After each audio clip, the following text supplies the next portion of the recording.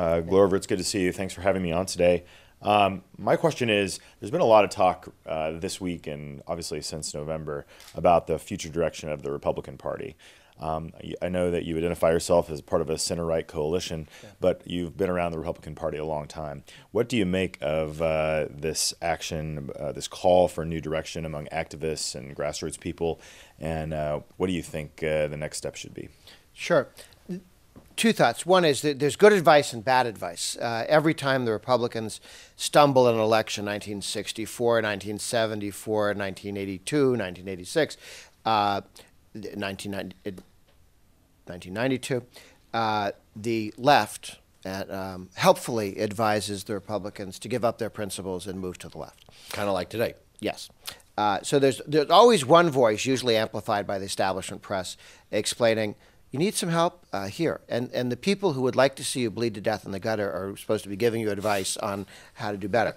My advice is, don't take that advice. When we have said no, we've come back after '64 with Reagan.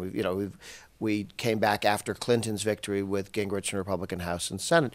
So we've come back when we've moved back towards right principles, and when we faltered on that, we've not done as well.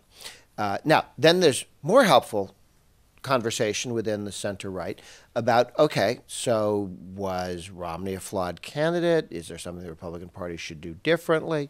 How do we handle the immigration issue? Those are very legitimate, serious, but we should have in the room people who want to move towards liberty. And we can have different arguments on how you get there, how quickly you get there, whether something has to happen on Tuesday or whether we can phase it in by Thursday. And those are important. The libertarians, the Ron Paul people, the Reagan Republicans, all have a role to play in building a center-right. It needs to be a big tent operation. I don't mean move left. I mean a big tent for conservatives and libertarians. And the more we stick to our principles, the easier it is for people to find us and identify with us. And when we've moved away from those principles, we need to say so. And that includes some self-criticism. The Bush years were not one smashing success after another.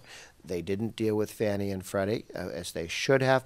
They didn't rein in spending as they should have. I went and talked to the guy in charge of budgets in the first couple of months of the Bush administration and said, what's the metric? What are you going to measure?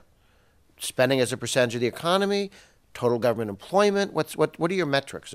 We ought to have something like that. They never did. That's nice. Yeah. It was never on their list of things to do, and it didn't get done. You don't measure it, you don't get it.